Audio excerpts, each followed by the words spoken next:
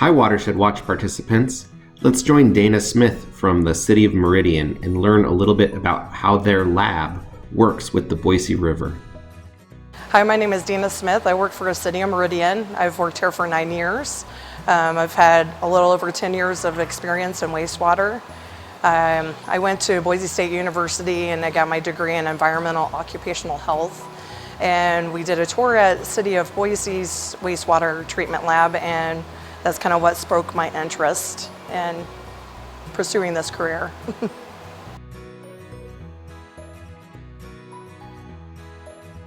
At the waste treatment plant, we have two things that we concentrate on. One is what our permit requires. We want to make sure that we're testing everything that is in our permit and what's coming into this plant, that we're doing all of the removal that we need to get it cleaned up before it goes into the creek. So we test things like pH, phosphorus, biochemical oxygen demand, total suspended solids, bacteria testing and stuff like that.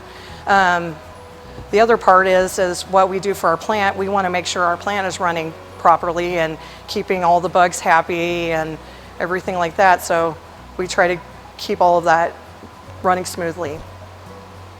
So another thing at the City Meridian is we clean up our effluent water, and it's called reuse water. It's cleaned up a further step of being chlorinated to remove any extra bacteria or anything like that. So that way it can be used for the car washes and some of the 10-mile interchange. There's some other areas that they use the water to water the soccer fields and stuff like that. So it's very important for us to be good stewards of our environment. All right, so this is our TKN buffer. We use that for doing our digestions. So right now it's just spinning and dissolving.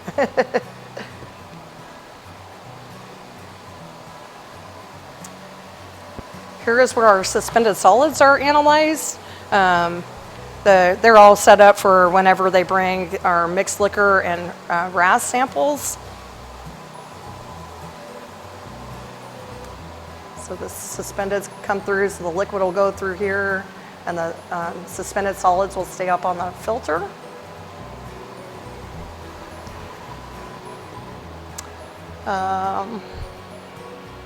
Over here. This is our FIA, which is a flow injection analysis. Each one of these channels analyze a different analyte. So this is nitrates, orthophosphorus, which is pretty much the dissolved phosphorus, TKNs, and ammonia.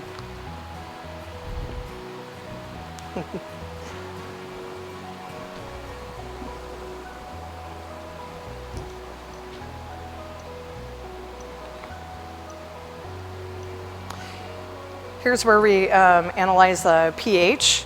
We set up BODs. We have to get the pH and make sure it's within our range. And I haven't done yet, but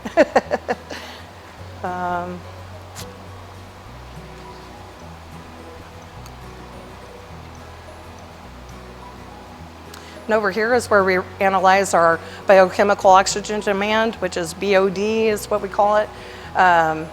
So here's our probe here and meter, and kind of give you an idea of the samples. Here's the incubator, so there's the racks of each day.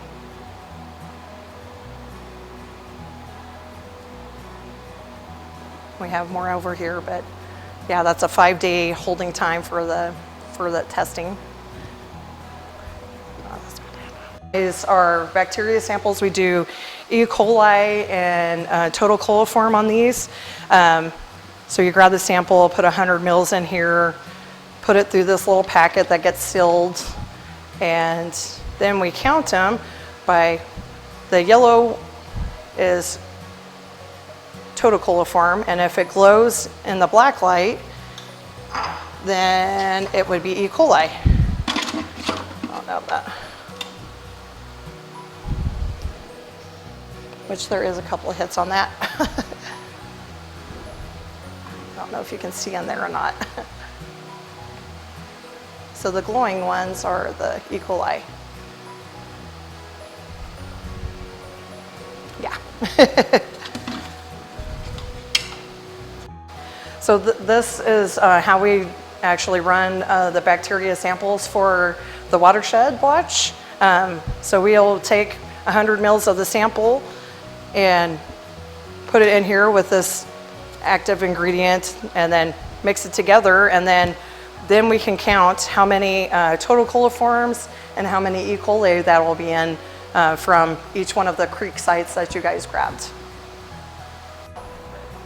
So the reason why the Boise River's health important is because we're connected, because we release into the 5 Mile Creek, and the 5 Mile Creek goes into the Boise River. And you know, just like how that is connected, we're all connected with the environment. We all participate and put into that. So it's important for all of us to do our part to take care of that.